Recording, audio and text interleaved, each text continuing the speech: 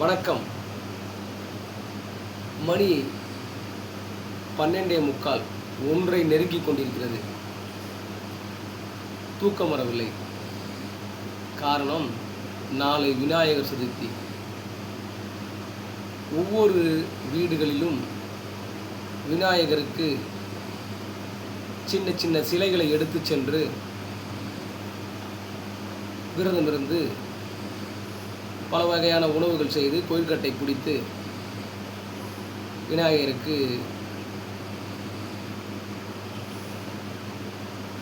விழா எடுப்பார்கள். இது ஒரு 50-100 ஆண்டுகளாக நம் தமிழ் மரபில் இருந்து வந்து கொண்டு இருக்கின்றது. ஆனால் நம்முடைய கடவுள் தமிழ் கடவுள் முருகன் தான். விநாயகரை ஏதோ ஒரு ஆற்றங்கரையிலேயோ ஏதோ குளத்தங்கரையிலேயோ சென்று வணங்கி வருவார்கள்.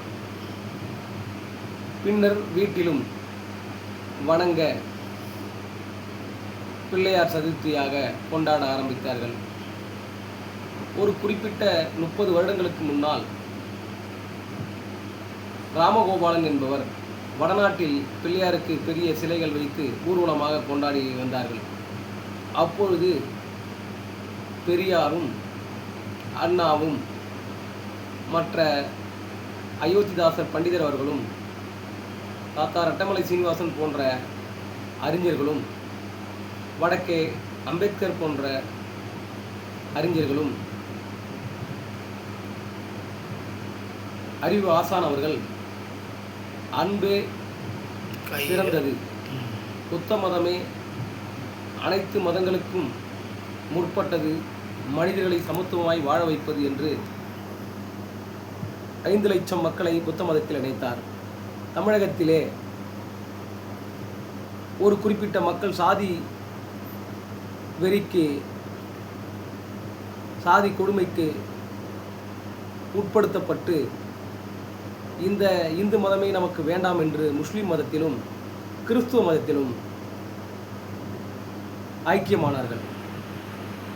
இதை பார்த்து ஆர்எஸ்எஸ் இயக்கமும் இந்து முன்னணி இயக்கமும் இவர்களுக்கு ஒரு கொண்டாட்ட மனப்பக்குவத்தை தமிழகத்திலே கொண்டு வந்தால்தான் நமது இந்து மதத்தை வளர்க்க முடியும், சனாதன தர்மத்தை கடைபிடிக்க முடியும், அப்போதுதான் குப்பை அள்ளுபவன் குப்பையை அள்ள முடியும், ரோடு பெருக்கவன் ரோடு பெருக்க முடியும், பிணம் பிதைப்பவன் பிணம் புதைக்க முடியும், மண்பாண்டம் செய்பவன் மண்பாண்டம் செய்ய முடியும்.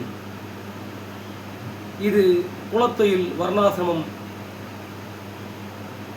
காலம் காலமாக இருந்தால்தான் நம் இந்து மதத்தை வைத்து சாதி அடக்குமுறைகளை கையாள முடியும் என்று பிராமணர்கள் சூழ்ச்சி செய்து இந்த விநாயகர் சதுர்த்தியை தமிழ்நாட்டிலே உருவாக்கினார்கள். ஆனால் வட இந்தியாவிலே நமது தமிழர்களின் அரசன் ராவணனை ஒரு பெரிய மரத்திலே கட்டி வைத்து அம்பு விட்டு எரித்து அவர்கள் அங்கே கொண்டாடினார்கள். ஆனால் இங்கே நாம் வட இந்திய பிள்ளையாருக்கு இங்கே விழா கொண்டாடி கொண்டிருக்கிறோம். எந்த ஒரு பிராமணர் தெருவிலும் நீங்கள் தமிழகம் முழுவதும் சுற்றி வந்தாலும் எந்த ஒரு பிராமணர் தெருவிலும் பிள்ளையாருக்கு அவர்கள் திருவிழா கொண்டாட மாட்டார்கள். காரணம், பிராமணர்கள் படித்து முன்னுக்கு வர வேண்டும், எல்லா துறையிலும் தான் இருக்க வேண்டும், மற்ற மக்களுக்கு முன்னோடியாக இருக்க வேண்டும் என்ற ஒரே காரணத்திற்காக கடவுளிடம் பூஜை செய்து பெற்ற பணத்தை எடுத்து சென்று தன் பிள்ளைகளை படிக்க வைப்பார்கள். அரசு அதிகாரிகளாக அவர்கள் மாற்றுவார்கள். பட்டினியே கிடந்தாலும் கை நீட்டி எங்கும் சோறு கேட்க மாட்டார்கள். அது பிச்சையை எடுத்தாலும் சாமிய இடத்தில் மட்டும்தான் பிச்சை எடுப்பார்கள். இப்படி பிராமணர்கள் தங்களை உயர்த்தி, தங்கள் சமுதாயத்தையும் உயர்த்தி இன்று அமெரிக்கா வரை சென்று ஐக்கியமாகிவிட்டார்கள். ஆனால் சேரி மக்களோ பிள்ளையாருக்கு விழா எடுத்து 1 வாரம் 15 நாள் வரை அலைந்து திரிந்து வேலைக்கு லீவு போட்டு படிக்காமல் கடைசியில் சண்டை சச்சரவு வந்தால், அடிதடி வந்தால் சிறைக்கு கூட செல்வது உண்டு. தங்களுடைய வாழ்க்கையே எவ்வளவு கொண்டாடினார்களோ அதே அளவுக்கு இந்த பிள்ளையார் சக்தியில் தன்னுடைய வாழ்க்கையை புதைத்து விடுகிறார்கள். இந்த பிள்ளையார் சக்தி முதிர்ந்து இப்போது என்னுடைய கவலை என்னவென்றால், தூக்கம் வராத காரணம், இன்னும் 15 நாளோ 1 வாரமோ கழித்து அந்த பிள்ளையாரை எடுத்து சென்று ஒரு ஆற்றிலோ குளத்திலோ கரைப்பார்கள். முறைப்படி ஒரு காலம் இருந்தது. ஆனால் இன்று சாக்கடை நீரிலும் ஒரு மிருகங்கள் செத்துப்போன குளத்திலும் குட்டையிலும் கடலோரத்திலும் அந்த பிள்ளையாரை அடித்து துவைத்து பிச்சு அந்த பிள்ளையாரை கரைக்கிறார்கள். பார்க்கும்போதே பாவமாக இருக்கின்றது. ஒரு கடவுளுக்கே இந்த நிலைமையா என்று.